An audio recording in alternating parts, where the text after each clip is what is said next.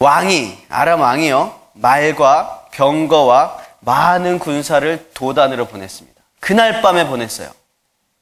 분명히 아람 왕은 무슨 생각을 했을까요? 지금 갔어도 분명히 이스라엘 백성들, 군세들 총동원해가지고 저기 막고 있겠지. 계속 그래 왔으니까. 그래서 이번에는 전면전이다. 있어도 다 뚫고 들어가서 무조건 저 엘리사를 잡아야지만 우리가 승리할 수 있겠다. 총동원을 해가지고 다 들어갔습니다. 그날 밤에 확 들어가서 보니까 다행히 이스라엘 백성들이 하나도 없었어요. 그래서 그 도단성을 밤새도록 쫙 포위를 했습니다. 몇 바퀴를 에워싸고 수많은 군사들과 병거와 말과 하여튼 총동원을 해가지고 도단성을 탁 둘러쌌습니다. 도단성에 누가 있습니까? 엘리사가 있었어요. 엘리사가 당시에 사환이라고 하는 그 몸종입니다. 몸종, 종, 자기의 종과 함께 있었는데요. 이 사환이 이른 새벽에 아침에 눈을 뜨고 일어나서 성벽 위를 이렇게 뚝 둘러봤어요. 성 밖에 또 무슨 일이 있나 그러고 이렇게 딱 둘러봤는데 깜짝 놀랐어요. 여기 도단성에는 별거 없는데, 도단성에는 이 적군들이 쳐들어올 일이 없는데 이 도단성에 아람군의 전력이 다 집중되어 있는 거예요. 수백 수천 명이 빙빙 둘러서 포위를 하고 있는 거예요. 야, 이거 큰일 났다 싶어가지고 엘리사가 뛰어갑니다. 엘리사에게 뛰어가서 누구예요? 아담이 왜 나오죠? 사환은 좌절하고 낭망하고 완전히 두려움에 벌벌 떨면서 엘리사에게 뛰어갔습니다. 그리고 나서 극히 인간적이고 하나님이 없는 것 같은 상황 속에서 우리가 대표적으로 할 수 있는 그 질문을 엘리사에게 탁 던졌습니다. 무슨 질문입니까? 네, 주님, 이제 우리가 어떻게 해야 됩니까? 이 상황 속에서 우리가 대체 뭘 어떻게 해야 됩니까? 어찌하오리까? 제가 이제 어떻게 하오리까? 우리는 수많은 경우에, 어려움을 닥치는 경우에 우리는 가장 먼저 떠올리는 것이 그것입니다. 어떻게 해야 되지? 이 어려움 가운데서, 이 문제 가운데서 우리가 어떻게 해야 될까? 이거를 묻습니다. 그러나 어떻게 하실지에 대해서는 누가 가장 잘 알고 계십니까? 하나님이 가장 잘 알고 계십니다. 이미 주님께서는 어떻게 해야 할지도 다 알고 계세요. 요한복음 6장 6절을 한번 읽어보겠습니다. 시작. 이렇게 말씀하시면 주님이 어떻게 하실지를 아시고 믿음을 시험하고자 하십니다. 요거는요, 오병이어 사건, 5,000명이 모여서 떡을 떼어줘야 하는 그 오병이어 사건이 있기 직전에 빌립에게 물어본 거예요. 우리가 이 많은 떡을 어디서 나서 이 사람들을 먹이게 할까라고 예수님이 물어보셨어요. 그랬더니 빌립이요, 이 많은 사람들은요 200데나리온의 떡을 갖다가 각자 나누어줘도 모자랄 겁니다. 이렇게 나름대로의 계산을 통해서 방법을 예수님께 대답을 합니다. 다시 한번 얘기할게요. 예수님의 질문이 뭐였냐면, 우리가 이 떡을 어디서 나서 이 사람들에게 먹게 하겠느냐라고 물어보셨어요. 근데 빌립은요, 어떻게 이 사람들을 먹일까를 대답을 합니다. 빌립이 예수님의 질문에 대해서 제대로 대답한 겁니까? 아니면 잘못 대답한 겁니까? 이해를 못했어요. 질문에 대한 정확한 핵심을 파악을 못한 거예요. 빵 어디서 나겠니? 라고 물어봤는데 빌립은요, 이 사람들 어떻게 먹이겠습니다. 이걸 대답하고 있는 거거든요. 여러분, 우리는요, 어떤 문제에 앞서서 그 문제가 딱 다가올 때 우리가 어떻게 이거를 하지? 라고 질문하기에 앞서서 이 문제는 대체 어디서 온 문제일까? 어디로부터 시작된 문제일까? 이 질문을 먼저 해야 된다는 거예요. 왜냐하면 해답은 거기에 있기 때문입니다. 다시 오늘 이 본문으로 돌아와서 이 사환이 그러면 엘리사에게 뭐라고 질문을 했어야 될까요? 주인님, 이 상황, 이 문제, 지금 포위된 이 상황이 도대체 어디서부터 이루어진 그런 상황일까요? 이 문제가 어디서 온 상황입니까? 무엇 때문에 일어난 상황입니까? 이 질문이 먼저 되었어야 된다는 것입니다. 군대가 쳐들어오고 성읍이 둘러싼 이 상황은요, 하나님으로부터 온 상황이었습니다. 하나님께서 영광 받으시기 위해서, 이스라엘 백성이 승리를 얻게 하시기 위해서 하나님께서 만들어 놓으신 모든 계획 가운데 있는 그런 상황이었다는 거죠. 그러면 문제가 하나님께로부터 왔으면 해답은 어디서부터 옵니까? 당연히 하나님으로부터 옵니다. 여러분 삶 속에 어떤 문제가 있습니까? 여러분 삶 속에 어떤 고난과 걱정과 근심과 염려가 있습니까? 그 문제를 어떻게 하면 풀어낼까? 이걸 고민하기보다 질문을 바꾸어 보시기 바랍니다. 이 문제가 어디서부터 나온 문제지? 어디로부터 온 문제일까? 이걸 먼저 물어보시길 바랍니다. 이 문제가 만약에 하나님으로부터 온 문제라면 해답은 어디에 있습니까? 하나님께 있습니다. 말씀 가운데서 우리가 해답을 찾을 수 있어요. 이 문제가 만약에 나로부터 시작된 문제일 수 있습니다. 나로부터 시작된 문제라면 어떻게 해야지 해답을 할 수 있습니까? 나의 죄를 고백하고 인정하면 그것이 해답이 열리는 지름길이에요. 나로부터 시작된 문제는 그렇습니다. 또 하나 있어요. 이 문제가 사단으로부터 오는 문제일 수도 있어요.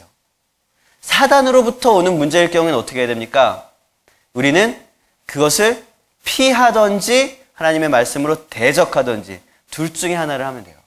근데 우리가 이거를 잘 구분을 못하고 하나님으로부터 온 문제인데 우리가 그거를 예수 그리스도의 이름으로 막 대적하고 막 피해 나가고 이러면은요, 그것은 하나님께서 우리에게 문제를 던지신 이유에 부합하지 못하는 그런 대처 방안이에요. 나로부터 시작된 잘못인데, 내 실수, 내 잘못으로부터 나온 그 문제인데 이걸 갖다가 하나님이 나한테 시험을 주시는 거야. 이렇게 생각하면 주위에 있는 사람들은 다 알아요. 저게 무슨 소리야. 자기가 잘못해놓고 무슨 하나님이 시험이래. 여러분 몇몇 떠오릅니까? 여러분 주위에 많이 있어요. 그런 상황들 많이 있습니다. 착각하는 거예요. 아니에요. 내가 내 죄를 인정하고 고백하는 것이 문제 해결의 첫 걸음입니다. 그런 경우에. 대체적으로 내가 나의 욕심이 건드려져 가지고 이 부분을 이렇게 할까? 이렇게 하면 나에게 큰 이익이 올 것 같은데 그런 부분에서 나오는 문제와 고민과 걱정은요, 사단으로부터 오는 것입니다. 내 욕심, 이만한 이득을 취할까 말까, 이 욕심은 누구로부터? 사단으로부터 오는 것입니다. 사단이 나의 욕심을 들어서 우리를 시험하고 있는 거예요. 그리고 반대로 하나님께로부터 오는 그런 시험, 테스트죠. 템테이션의 테스트, 문제는요, 선한 부담감이 자극되어집니다. 선한 부담감. 내가 이렇게 하면 정말 하나님의 영광이 될 것 같은데 어떡하지? 그런 부담감, 그런 고민. 이것은 100%라고 말할 수는 없어요. 하지만 우리의 삶 속에서 대체적으로 선한 부담감으로 나에게 다가오는 것은 하나님으로부터 오는 테스트입니다. 이 테스트는요, 하나님께서 우리의 신앙을 성장시키기 위해서 주시는 테스트예요. 그리고 나의 잘못으로부터 나오는 문제는요, 누가 봐도 명확해요. 누가 봐도 다 알아요. 저건 지가 잘못한 거. 누가 봐도 다 아는데 누구만 몰라요?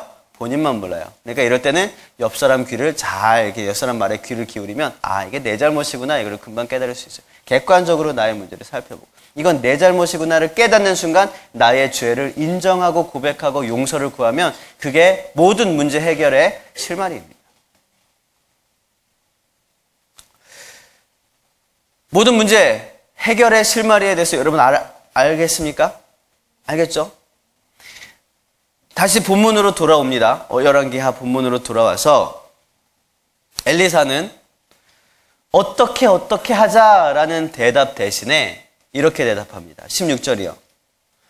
우리가 함께한 자가 그들과 함께한 자보다 많다. 이게 엘리사의 대답이었어요. 사환이 큰일 났어요. 선생님, 주인님, 큰일 났습니다. 그러면서 뛰어왔을 때 엘리사가 대답한 건, 굉장히 태평스럽게 대답하죠. 우리와 함께한 자가 저들과 함께한 자보다 많다. 라고 대답을 합니다. 사환은 무슨 말을 하는지 몰랐을지 몰라요. 무슨 이스라엘 군대들이 복병을 하고 있습니까? 어디 알지 못하는 곳에 지금 우리를 돕기 위해서 지원군이 막 뛰어오고 있습니까? 뭔지 몰랐을 거예요. 여러분, 여기서 우리와 함께한 자가 저들과 함께한 자들보다 많다라는 이 많다라는 단어는 그냥 숫자적인 의미만 포함되진 않습니다. 위대하다, 힘이 있다, 전능하다, 강하다, 이 모든 단어가 다 포함되고 있는 거예요. 우리와 함께한 자가 저 사람들 다 모아놓은 것보다 훨씬 강하다, 훨씬 위대하다, 훨씬 전능하다. 누구십니까? 하나님. 하나님이 우리와 함께하고 계시다. 이걸 얘기하고 있는 거예요. 이 사환은 못 보고 있었습니다. 눈이 닫혀 있었습니다. 그러나 엘리사는 이 상황을 다 보고 있었어요. 어마어마한 대군이 엘리사를 둘러싸고 있는 아람 군대를 둘러싸고 있다는 사실이에요. 여러분, 우리가 하나님의 능력을 보지 못하면 우리는 우리를 둘러싸고 있는 아람 군대, 우리를 포위하고 있는 그 아람 군대밖에는 보이지 않습니다. 그러나 우리가 믿음의 눈을 열어서 하나님의 능력을 바라보게 되면 우리는 아람 군대를 포위하고 있는 그 크신 하나님의 군대를 바라볼 수 있게 되는 거예요. 동일한 상황 가운데서, 동일한 시간 가운데서, 동일한 문제 가운데서 엘리사와 사환이 동일하게 앉아 있습니다. 그러나 사환은 믿음의 눈이 열리지 않았기 때문에 두려움에 벌벌벌 떨고 있었고요. 어떻게 해야 할지 방법을 찾아 헤매고 있었습니다.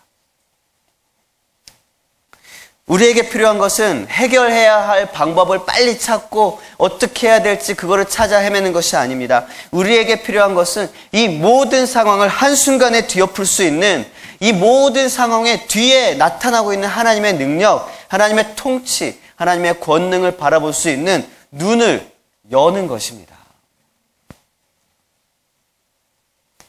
여러분, 아직도 문제만 바라보고 있습니까? 여러분, 아직도 고민만 하고 있습니까? 여러분, 아직도 눈에 보이는 그 상황만을 바라보면서 염려하고 있습니까? 예레미야 33장 3절 말씀을 함께 읽어보겠습니다. 시작!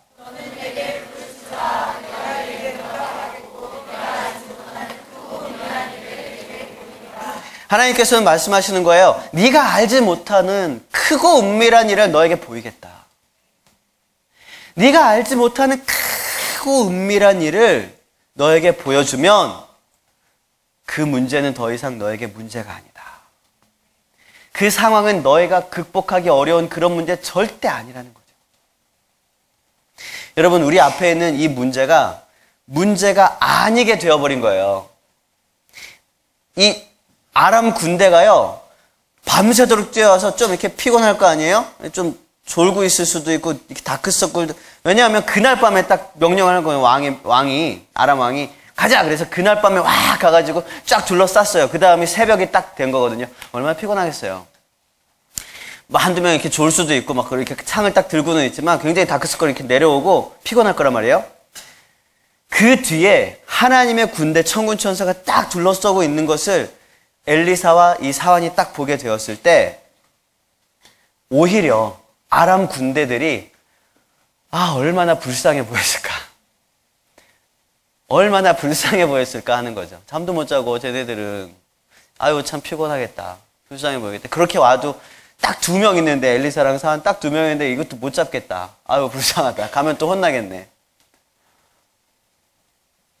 여러분, 앞으로는요, 어떻게 하죠, 하나님? 어떻게 하면 됩니까? 이렇게 기도하기보다는 나의 눈을 뜨게 하옵소서.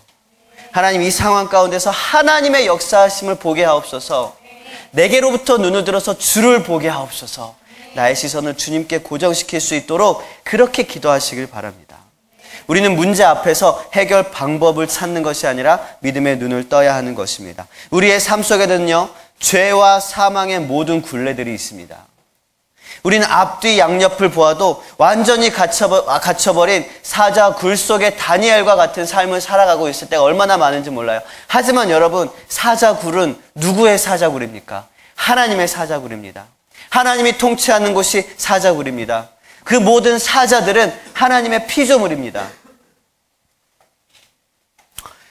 여러분, 이 모든 사자굴의 계획의 주권자는 하나님이십니다.